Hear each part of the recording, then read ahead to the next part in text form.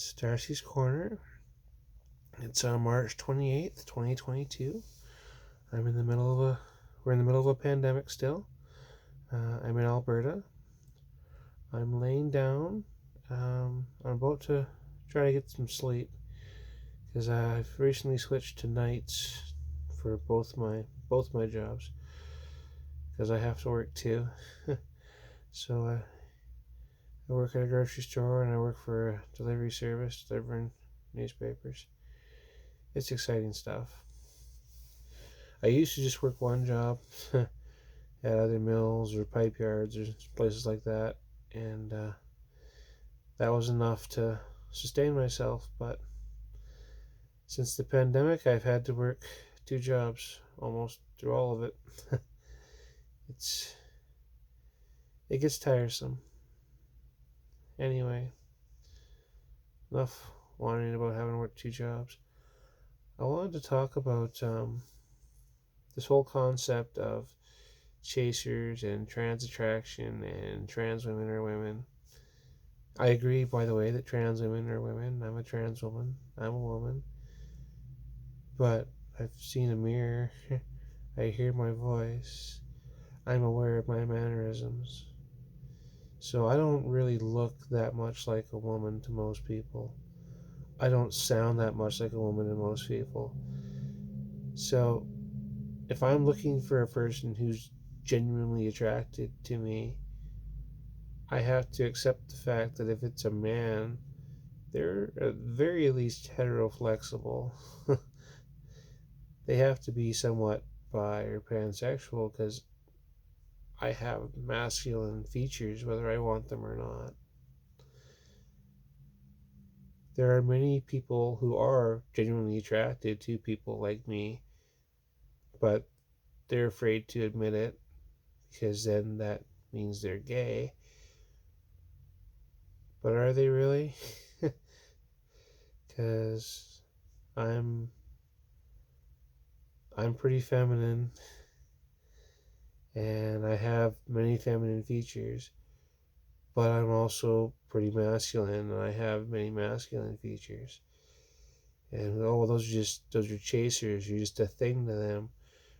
Well, some people are chasers, and to those people, what's the distinction between somebody who's a chaser and somebody who's attracted to trans people? You know, oh well, that's just then it's just a fetish. What's the difference between attraction and a fetish? I spent most of my teen and adult life, and if I was openly attracted to a presenting female, that was considered normal. That wasn't a fetish. But if I was attracted to a trans woman, that is a fetish.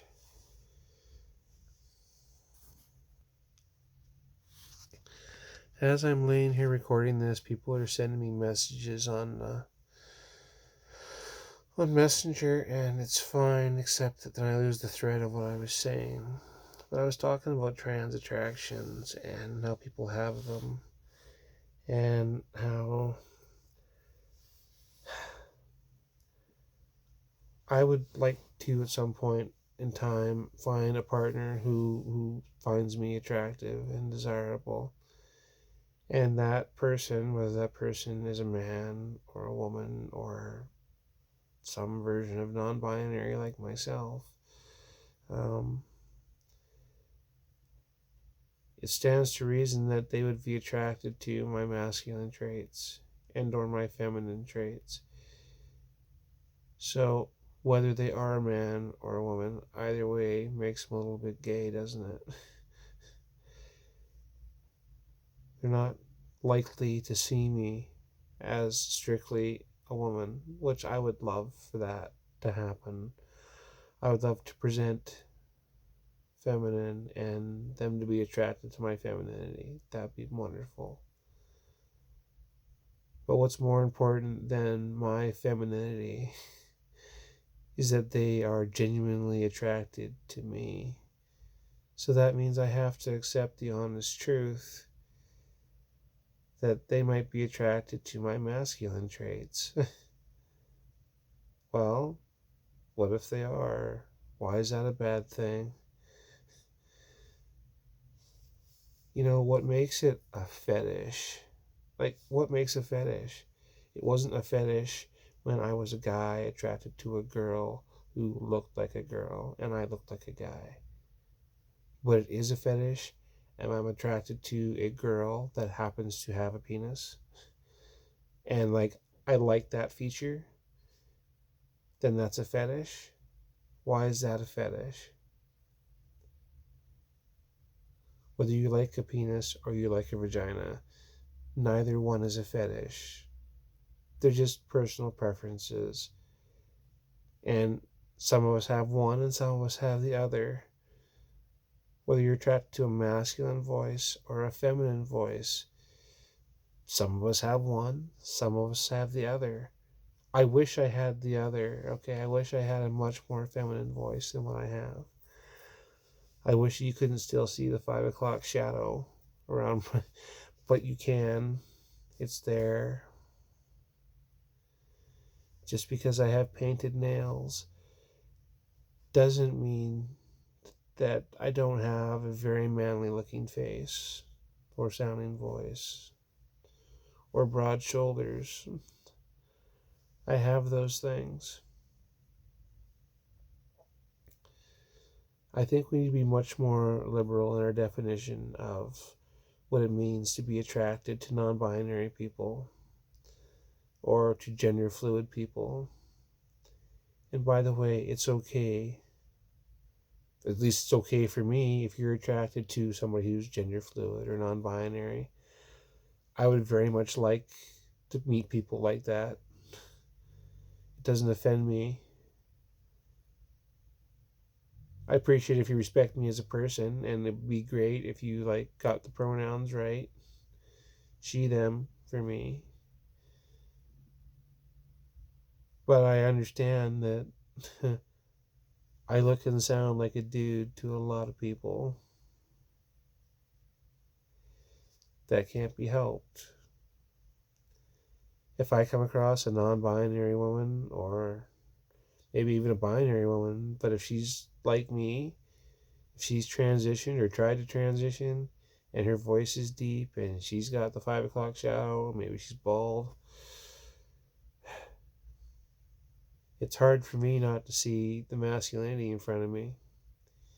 So if I'm attracted to that person, I'm probably attracted to their masculinity, even though their identity is feminine. If I see a trans man in front of me and he still has his breasts, and as a woman, they're quite beautiful, but maybe not to him, and his voice is very feminine, which to me is very pleasant sounding, but maybe not to him.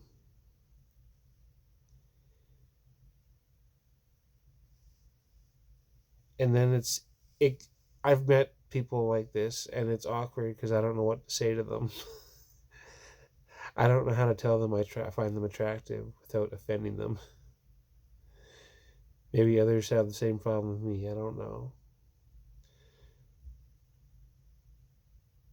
It it really is more complex, our attractions, than just is a person a chaser or not, is it a fetish or not. But respect is always important. Anyway, I'm gonna try and get some sleep now because I gotta work tonight.